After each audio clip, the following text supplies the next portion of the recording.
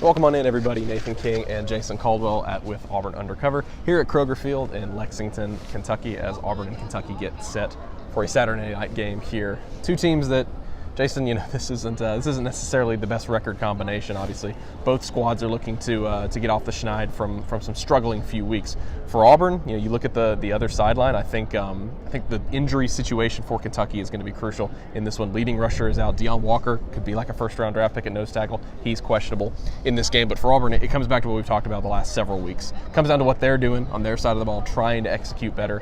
And it'll be interesting to see what it looks like on Auburn's sideline, because Hugh Freeze came down with a bit of an illness past couple days, but we do expect him to coach today. Yeah, I spoke with him this morning just by text.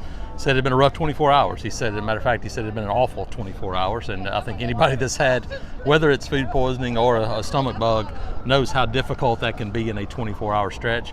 Just spoke to him moments ago about 3 hours before kickoff. He said better, but still wouldn't say he was good. I think he'll be good to go tonight.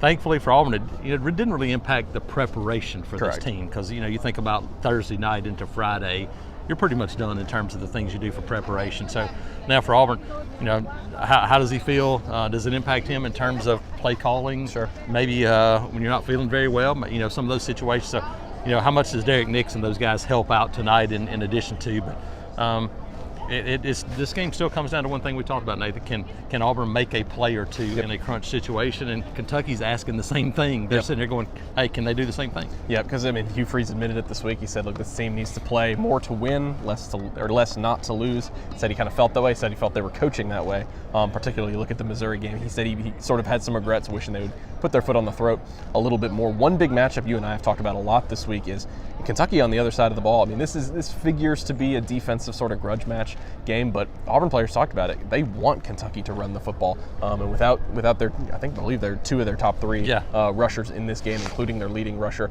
Look, Brock Vandegrift, the Georgia transfer, has been pretty unspectacular for most of the season. Kentucky on third downs throwing the ball isn't very good, and so if you're Auburn, you're kind of hoping that Kentucky runs the ball in this game, and they obviously put it on the ground more than they put it through the air, because you'll have an opportunity, I think.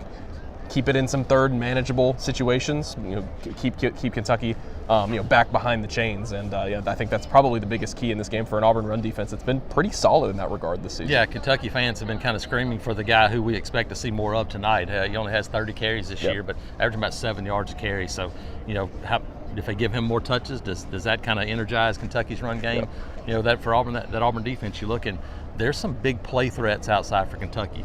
So you need to limit them on first and second down and make them third and long situations. And Kentucky has not been very good on third downs. Brock Vandegrift has been pretty bad on third downs throwing the football. And so you're right, for this Auburn defense, can you force them into third and long in those obvious passing situations? And then for the Auburn offense, can you get into rhythm? Yep. And then can you finish inside the 25, 30-yard line, maybe the extended red zone? Yep, because again, it was another case against Missouri last week where Auburn moved the ball decently in that game, but getting inside, like you said, 40, 35-yard line is when things started to crumble for them. On the opposite line of scrimmage, Jason, we'll see what the offensive line looks like in this game. You had Percy Lewis at left tackle, got yanked pretty quickly in that last game. Be interesting to see. Look, we heard from Freeze this week. DeAndre Carter, the true freshman, don't expect him to step in right away, I don't think, but this is a really big game for that group at the line of scrimmage, because that Kentucky defensive front, we already mentioned Deon Walker, if he's able to go. Jamie Dumas-Johnson is a guy that Auburn tried to get. That front seven for Kentucky is one of the better units on this field today. It's a big group. Yep. And if you go to Dylan Wade at left tackle and you go Braden Joyner at left guard, that's not the biggest Auburn offensive line. And so how does that impact things when you're trying to knock them off the ball and run the football? It could have an impact. And so you might see a DeAndre Carter in there to try to give you a little bit more size. I don't know that they would go to that right away, but maybe if they have some issues, they might try to get a little bit more size on the field. So again, running game, which team stops it and forces the other team to absolutely have to throw the football. Yep. Turnovers are always important, but that may be the biggest stat of the night. Yeah, because you don't expect either of these teams to necessarily light it up. You mentioned, the receivers for Kentucky, Barian Brown and Dane Key are talented players. They just haven't done a great job of getting them the ball this season. Special teams, Jason, is also one that, again, always important, but put a little bit of a microscope on today. Hugh Freeze said this week that Alex McPherson, who's been out all season with recovering from an illness, will get the nod, expected to get the nod from inside 35 yards, see him on extra points because Towns McGoo has struggled there as well. And then for Auburn, I mean, we were talking about it on the drive up here, hearing holding calls on the radio on kickoffs. Like, Auburn has put itself behind the chains before a drive even gets going because of some of those plays. And so, honestly, kickoffs and kicks, field goals, I think, take a little bit more weight in a game like this that probably isn't going to be very high scoring. Correct, I agree. So, yes, lots of things to look for this team and for this game. And what you would expect to be a close game, would not expect to see that this team crack 30 points tonight. I think this is an old school game, and hey, it's going to be cool. It's going to be a chilly night.